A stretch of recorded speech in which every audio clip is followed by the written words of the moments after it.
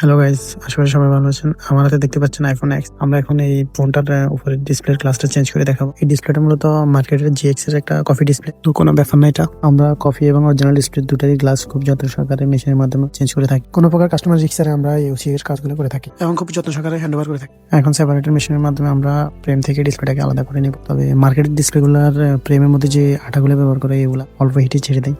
আইফোনের OC করার ক্ষেত্রে ফ্রেমের আলাদা করার যে ব্যাপারটা এটাই মূলত একটু রিস্ক থাকে, না হয় আগে আর পরে তেমন একটা রিস্ক থাকে না। ফ্রেমটা আলাদা করার ক্ষেত্রে খুব কেয়ারফুলি কাজ করা লাগে। মার্কেটে যে ফ্রেমগুলো ইউজ করা হয় সেগুলোতে আঠা সহজে ছেড়ে দেওয়ার কারণে রিস্ক তেমন একটা থাকে না। তবে অরিজিনাল যে ডিসপ্লেগুলো থাকে ওগুলোতে ফ্রেমের যে আঠাগুলো থাকে ওগুলো অরিজিনালি খুব হার্ড থাকে। তারপরেও সাবধানতার সাথে আমরা ডিসপ্লের গ্লাসগুলো চেঞ্জ করে থাকি। আমি এখানে 0.3 mm এর যে কয়েলগুলো রয়েছে সেগুলো ইউজ করি, কারণ এর চেয়ে বেশি মোটা কয়েল ইউজ করলে বেশিরভাগই ডিসপ্লেতে প্রেসার পড়ে দাগ পড়ে যাওয়ার সম্ভাবনা থাকে, কালি চলে আসে, ডিসপ্লেগুলো ড্যামেজ